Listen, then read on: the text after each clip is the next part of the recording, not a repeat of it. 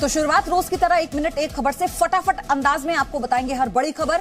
आज प्रधानमंत्री मोदी उत्तर प्रदेश समेत देश के कई राज्यों में कार्यक्रम में हिस्सा लेंगे। 1 मिनट में उनका पूरा टाइम टेबल देखिए। प्रधानमंत्री मोदी आज उत्तर प्रदेश में विकास कार्यों का शिलान्यास करने समेत कई कार्यक्रमों में हिस्सा लेंगे। प्रधानमंत्री वीडियो कॉन्फ्रेंसिंग के जरिए इन सभी कार्यक्रमों में हिस्सा लेंगे। सबसे पहले महाराज सुहेलदेव की जयंती पर बहराइच को कई तोहफे देंगे। प्रधानमंत्री मोदी चितलौरा झील के पास किए निर्माण का लोकार्पण वीडियो कॉन्फ्रेंसिंग के जरिए करेंगे। यहां महाराजा सुहेलदेव की एक घोड़े पर सवार प्रतिमा की स्थापना की गई है। साथ ही झील के आसपास कैफेटेरिया, अतिथि गृह और बच्चों के पार्क जैसी पर्यटक सुविधाओं का भी निर्माण किया गया है। इस दौरान उत्तर प्रदेश की राज्यपाल आनंदीबेन पटेल भी इस कार्यक्रम में वीडियो कॉन्फ्रेंसिंग के जरिए शामिल होंगी, जबकि सीएम योगी आदित्यनाथ महाराजा सुहेलदेव के स्मारक पर जाएंगे। इसके बाद प्रधानमंत्री मोदी इंफ्रास्ट्रक्चर क्षेत्र में बजट के प्रभावी इस्तेमाल के लिए तैयार किए जा रहे रोड मैप पर एक बैठक को और श्री रामचंद्र मिशन के प्लैटिनम जुबली समारोह को भी वीडियो कॉन्फ्रेंसिंग के जरिए संबोधित करेंगे। अजमेर में ख्वाजा मोइनुद्दीन चिश्ती की दरगाह पर प्रधानमंत्री की ओर से चादर चढ़ाई जाएगी। अजमेर शरीफ दरगाह पर प्रधानमंत्री मोदी के नाम की चादर चढ़ाई जाएगी। ये चादर आज महान सूफी संत हजरत ख्वाजा मोइनुद्दीन हसन चिश्ती की अजमेर स्थित दरगाह पर पेश की जाएगी। प्रधानमंत्री ये चादर गरीब नवाज के 890 वर्ष के मौके पर पेश कर रहे हैं। प्रधानमंत्री मोदी ने ये चादर अल्पसंख्यक मामलों के मंत्री मुख्तार अब्बास नकवी को दी, जो अजमेर पहुंचकर ये चादर पेश करेंगे। ये 7वां मौका है जब प्रधानमंत्री मोदी ने अजमेर शरीफ दरगाह के लिए सौंपी।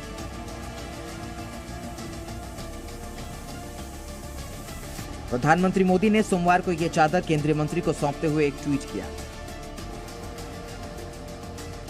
अजमेर शरीफ दरगाह में 890 वर्ष पर चादर पोशी के लिए एक चादर सौंपी। प्रधानमंत्री द्वारा भेंट की गई ये चादर सबका साथ सबका विकास का भी संदेश देती है। वहीं टूलकिट मामले में दिल्ली पुलिस ने कई और नामों का खुलासा किया है। 1 मिनट में जानिए। ग्रेटा थनबर्ग टूलकिट मामले में एक के बाद एक कई खुलासे हो रहे हैं। दिल्ली पुलिस ने अब इस मामले में निकिता और शांतनु समेत पीटर फ्रेडरिक के नाम का खुलासा किया है। पुलिस का दावा है कि ये सभी लोग खालिस्तानी भजन सिंह भिंडर के संपर्क में थे। पुलिस के मुताबिक पीटर फ्रेडरिक मलेशिया में रह रहा है और फांसीवाद पर शोध कर रहा है। अमेरिका में महात्मा गांधी की जिन प्रदर्शनकारियों ने मूर्ति तोड़ी थी, उसका क्लेम पीटर ने किया था। पुलिस के मुताबिक जिस जूम मीटिंग में निकिता शामिल थी, उसमें 60 से 70 लोग थे। ये भी पता लगाया जा रहा है कि इस जूम मीटिंग में पीटर था या नहीं। साथ ही दिल्ली पुलिस ने गूगल से कुछ जानकारियां भी मांगी थी, जिसका जवाब उन्हें मिल चुका है। जो सिंफो लैब नाम की एक साइबर एक्सपर्ट की टीम ने दावा किया है कि भारत को अंतर्राष्ट्रीय स्तर पर बदनाम करने के साथ साथ देश के खिलाफ एक अंतर्राष्ट्रीय मुहिम चलाई जा रही है, जिसमें पीटर फ्रेडरिक एक अहम कड़ी हो सकता है। रिपोर्ट में यह भी बताया गया है कि भजन सिंह आतंकी लाल सिंह की मदद से साल 1992 में भारत पर एक बड़े आतंकी हमले की साजिश रची थी, लेकिन समय रहते गिरफ्तारी से एक बड़ा हमला टल गया था। वहीं दिल्ली पुलिस ने इसका भी खुलासा किया है कि कैसे ग्रेटा टूलकिट के जरिए आंदोलन की आड़ में पूरी साजिश रच रही थी।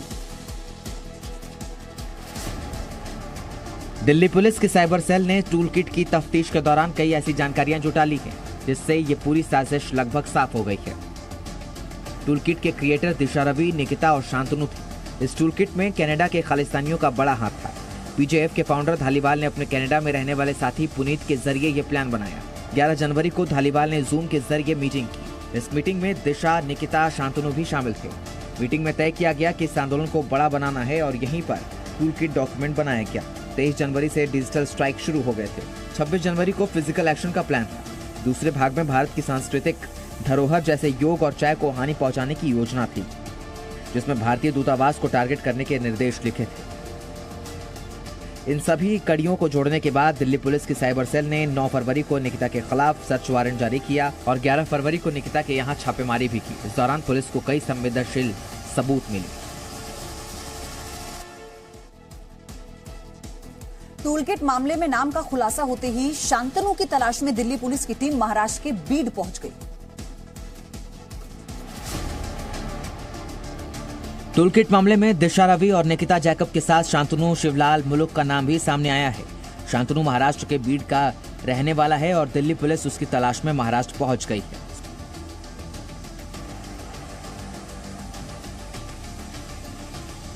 सोमवार को पुलिस ने माता पिता से पूछताछ की। साथ ही पुलिस ने शांतनु के बैंक खाते वाली ब्रांच में जाकर खाते के बारे में भी जानकारी ली। फिलहाल शांतनु फरार है और पुलिस की टीम तलाश रही है। इस बीच आरोपी शांतनु ने बॉम्बे हाईकोर्ट की औरंगाबाद बेंच में याचिका दाखिल कर अग्रिम जमानत मांगी है। शांतनु के वकील सतीश जाधव ने बताया कि अग्रिम जमानत पर आज सुनवाई होगी। दिल्ली पुलिस का दावा है कि मोह धालीवाल की जूम मीटिंग में दिशा और निकिता के साथ शांतनु भी शामिल था। इसी बैठक में टूलकिट डॉक्यूमेंट बनकर तैयार हुआ था।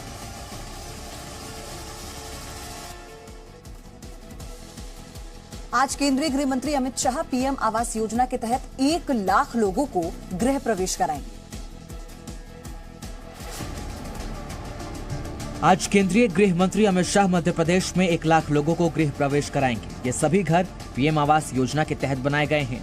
गृह प्रवेश के दौरान गृह मंत्री शाह लाभार्थियों से बात भी करेंगे। ये कार्यक्रम सुबह करीब 11 बजे मिंटो हॉल में शुरू होगा, जहां वीडियो कॉन्फ्रेंसिंग के जरिए गृह मंत्री शामिल होंगे। पीएम आवास योजना के तहत 18.13 लाख लोगों को आवास उपलब्ध कराए जा चुके हैं और प्रदेश के लिए यह दूसरा मौका होगा जब इतनी बड़ी संख्या में लोगों को गृह प्रवेश कराया जाएगा। सरकारी आंकड़ों के मुताबिक कोरोना की चुनौतियों से निपटते हुए प्रदेश में 3 लाख से ज्यादा आवास निर्मित किए गए हैं। इस योजना के क्रियान्वयन में प्रदेश दूसरे स्थान पर है। इसके तहत 24 लाख आवास बनाने का लक्ष्य रखा गया है। इससे पहले प्रधानमंत्री नरेंद्र मोदी ने 12 सितंबर 2020 को 2 लाख लाभार्थियों को गृह प्रवेश कराया था। इस दौरान पीएम ने लाभार्थियों से बातचीत भी की थी। किसान आंदोलन को जीवित रखने के लिए कांग्रेस किस तरह की योजना बना रही है, अब आपको हम 1 मिनट में बताएंगे। ये शब्द हैं हरियाणा की कांग्रेस नेता विद्या रानी की, जो किसान आंदोलन को जिंदा रखने के लिए हर तरह की मदद देने के लिए तैयार हैं, फिर चाहे वो मदद शराब के जरिए ही क्यों ना हो। कि हर साथी की जितनी भी हिम्मत है, चाहे वो पैसे रुपए से दान कर सकता है, सब्जियों से दान कर सकता है, घी का दान कर सकता है, जैसे शराब का भी कर सकते हैं। सारी तरह से मैं कहती हूँ जिस तरह से जिसका जो भी सहयोग बनता है करे और इस आंदोलन को बढ़ाएं। ये आंदोलन केवल एक किसान का नहीं है, ये हमारा सबका है और इसका फर्क हम सब पर पड़ेगा। यही नहीं, कांग्रेस नेता विद्या रानी ये स्वीकार भी कर रही हैं कि अगर उनकी पार्टी इस बार भी चुनाव हार जाती है तो उसका अस्तित्व ही खत्म हो जाएगा और इसलिए किसान आंदोलन को जीवित रखना कितना जरूरी है। देखो, इस बार जब हम हारे हैं तो हमारा अस्तित्व खत्म ही हो चुका। हाल ही में लोकसभा में प्रधानमंत्री मोदी ने आंदोलन जीवियों की बात की थी, जिसमें उन्होंने कहा था कि कुछ लोगों का मकसद ही सिर्फ आंदोलन करना है। बिहार के मुख्यमंत्री नीतीश कुमार ने ड्यूटी पर शराब पीने वाले पुलिसकर्मियों को दंडित करने का निर्णय किया है। अब बिहार पुलिस में ड्यूटी पर शराब पीने वाले पुलिसकर्मियों को सीधे बर्खास्त कर दिया जाएगा। सोमवार को मुख्यमंत्री नीतीश कुमार ने यह बड़ा निर्णय लिया है। मद्य निषेध उत्पाद एवं प्रबंधन विभाग की समीक्षा के दौरान मुख्यमंत्री ने कड़े शब्दों में कहा कि राज्य के पुलिसकर्मियों ने शराब का सेवन नहीं करने की शपथ ली है, इसलिए अगर कोई पुलिसकर्मी शराब पीते पकड़ा गया तो उसके खिलाफ अनुशासनात्मक कार्रवाई कर उसे तत्काल बर्खास्त किया जाए। साथ ही मुख्यमंत्री नीतीश कुमार ने कहा कि सभी ग्रामीण चौकीदारों को स्थानीय स्तर पर एक एक चीज की जानकारी होती है, इसलिए गड़बड़ी पाए जाने पर ऐसे चौकीदारों के खिलाफ भी सख्त कार्रवाई की जाए। उन्होंने कहा कि शराब का अवैध धंधा करने वालों के खिलाफ लगातार कार्रवाई की जा रही है और गड़बड़ी करने वाले व्यक्तियों को सजा भी दी जा रही है। आपको बता दें कि बिहार में साल 2016 से ही शराबबंदी लागू है, मगर अवैध रूप से राज्य में बिक रही शराब को लेकर नीतीश सरकार कई बार विपक्ष के निशाने पर रही है। वहीं आज सुप्रीम कोर्ट में राजस्थान के निजी स्कूलों की फीस को लेकर अहम फैसला आएगा। आज सुप्रीम कोर्ट में राजस्थान के प्राइवेट स्कूलों की फीस को लेकर अहम फैसला आने वाला है। कोर्ट इस बात पर फैसला देगा कि आखिर शैक्षणिक सत्र 2020 से 2021 में लोगों को कितनी फीस देनी होगी। दरअसल सरकार ने यह आदेश जारी किया था कि लॉकडाउन में बंद स्कूल 3 महीने की फीस नहीं वसूलेंगे। इस पर सुप्रीम कोर्ट ने 8 फरवरी को अंतरिम आदेश सुनाते हुए सभी अभिभावकों को शैक्षणिक सत्र 2020 से 2021 की पूरी फीस देने को कहा था। लेकिन राजस्थान के निजी स्कूलों की फीस का मामला थोड़ा अलग है। यहाँ हाईकोर्ट ने राज्य सरकार से फीस वसूली का एक फॉर्मूला तय करने के लिए कहा था, जिस पर राज्य सरकार ने फॉर्मूला तय किया कि निजी स्कूल उतनी ही फीस वसूल सकेंगे जितना उन्होंने कोर्स खत्म किया होगा। हाईकोर्ट ने इस फॉर्मूले पर अपनी मुहर लगा दी। इसके बाद ये निजी स्कूल संचालक सुप्रीम कोर्ट पहुंच गए, जिस पर आज फैसला लिया जाएगा। और अब 1 मिनट में आपको दिखाते हैं देश भर में कोरोना अपडेट। देश में कोरोना रिकवरी दर में हल्की गिरावट दर्ज की गई है। पिछले 24 घंटे में देश में 11,649 नए मामले सामने आए, जबकि इस दौरान 90 मरीजों की कोरोना से मौत हो गई। वहीं पिछले 24 घंटे में 9,489 लोग इलाज के बाद ठीक हो गए। भारत में कोरोना के कुल 1,9,16,589 मामले सामने आ चुके हैं। इनमें से कुल 1,06,21,220 लोग ठीक हो चुके हैं। देश में एक्टिव मरीजों की संख्या 1,39,637 हो गई है, जबकि अब तक भारत में कोरोना से कुल 1,55,732 मौतें हो चुकी हैं। देश का रिकवरी रेट 97.29% है, जबकि मृत्यु दर 1.43% है। और अब देखिए राजधानी दिल्ली का कोरोना अपडेट। दिल्ली में एक्टिव मरीजों की संख्या थोड़ी सी बढ़ी है। पिछले 24 घंटे में दिल्ली में 141 नए मामले सामने आए, जबकि इस दौरान 2 मरीजों की कोरोना से मौत हो गई। वहीं पिछले 24 घंटे में 134 मरीज इलाज के बाद ठीक हो गए। दिल्ली में कोरोना के कुल 6,37,087 मामले सामने आ चुके हैं। इनमें से 6,25,158 लोग इलाज के बाद ठीक हो चुके हैं, जबकि एक्टिव मरीजों की संख्या 1,036 हो गई है। दिल्ली में कोरोना से कुल 10,893 लोगों की मौत हो चुकी है। दिल्ली में कोरोना रिकवरी दर 98.12% है, जबकि कोरोना से मृत्यु दर 1.71% है।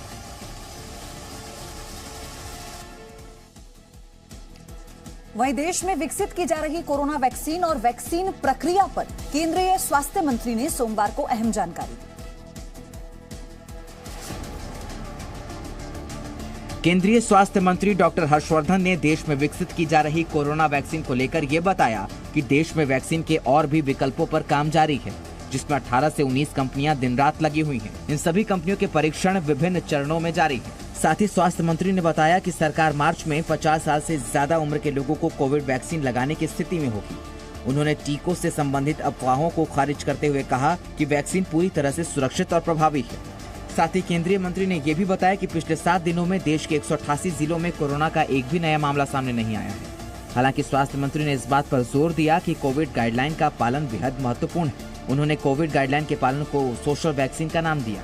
स्वास्थ्य मंत्रालय की जानकारी के मुताबिक देश में 2 वैक्सीन उपलब्ध हैं। 80 से 85 लाख स्वास्थ्य कर्मी और फ्रंटलाइन वर्कर्स को ये वैक्सीन दी जा चुकी है। बड़ी बात यह है कि भारत 20 से 25 देशों को वैक्सीन देने की स्थिति में आ गया है। वहीं देश में फास्टैग के अनिवार्य होने का आदेश आने के बाद फास्टैग के स्टिकर के लिए लोगों की भारी भीड़ लगी है।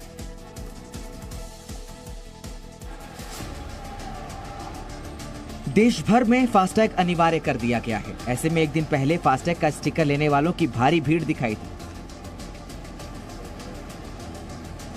लोगों का मानना है कि यह सुविधा उनके सफर के लिए अच्छी तो है, लेकिन इसे और बेहतर बनाने के लिए सरकार को टोल प्लाजा पर अच्छे कैमरे लगवाने चाहिए, ताकि टोल पर फास्टैग स्कैन करने में देरी ना हो। फास्टैग एक तरह का स्टिकर है जो आपकी गाड़ी के रजिस्ट्रेशन से जुड़ा होगा। कार के आगे वाले शीशे पर लगता है। टोल प्लाजा पर लगे कैमरे स्टिकर को स्कैन करते हैं। स्टिकर से ही टोल का भुगतान हो जाता है। फास्टैग स्टिकर को रिचार्ज करना होता है। मोबाइल नंबर की तरह ही रिचार्ज होता है। बैंक अकाउंट से टोल देने की भी सुविधा। फास्टैग न होने की स्थिति पर गाड़ी वालों को टोल पर 2 गुना शुल्क देना पड़ेगा। Presenting B News app, available on Google Play and App Store. Download it now.